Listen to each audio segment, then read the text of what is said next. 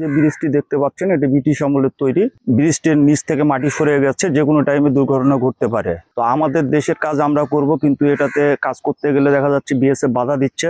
ভারতের সীমান্তরক্ষী বাহিনী বিএসএফ এর বাধায় সংস্কার কাজ বন্ধ রাখতে হচ্ছে বাংলাদেশ রেলওয়ের এই ব্রিজটির।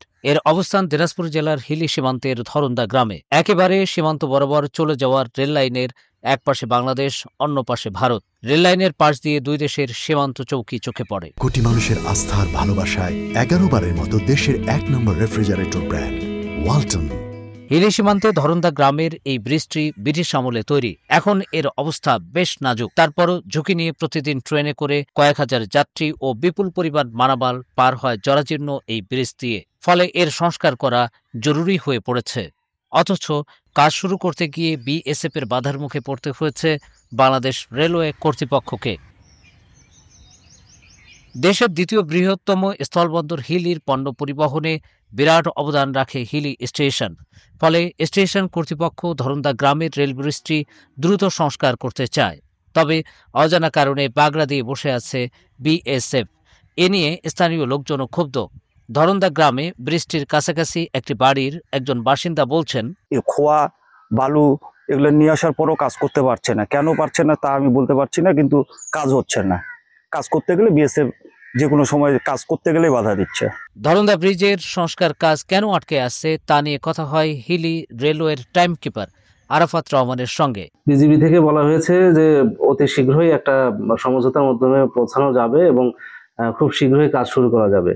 এই গত 5 দিন আগেই বিএসএফ থেকে সেই কাজটা বন্ধ করে দেওয়া হয়েছিল। তো আমরা আশাবাদী বিজিবি এবং বিএসএফ বৈঠকের মাধ্যমে সমঝোতা হলেই আমরা চলমান কাজ আমরা শুরু করতে পারবো। Hili railway station master Joyanta Kumar Das বলেছেন, তিনি শুনেছেন বিএসএফ ব্রিজের সংস্কার কাজ করতে দিচ্ছে না। অথচ এই রেলপথ দিয়ে ঢাকা, খুলনা, রাজশাহী, নীলফামারী ও পঞ্চগড়ের ট্রেন ঝুঁকি নিয়ে চলাচল করছে। ব্রিজটি সংস্কারের বিষয়ে জয়পুরহাট 20 বিজিবি ব্যাটালিয়নের অধিনায়ক লেফটেন্যান্ট কর্নেল মোহাম্মদ নাহিদ নেওয়াজ পিএসসির সঙ্গে কথা হয়। ঘটনার পরম্পরা তুলে ধরে তিনি বলেন, বিএসএফ এর ব্যাটালিয়ন পর্যায়ের কর্মকর্তাদের বদলি হওয়ায় এমনটি হচ্ছে। তবে নতুন কর্মকর্তাদের সঙ্গে আলোচনা চলছে। দিনাজপুর প্রতিনিধি মোসলেম উদ্দিনের পাঠানো তথ্য ও ভিডিও নিয়ে প্রতিবেদন রাজিমপিটি.com।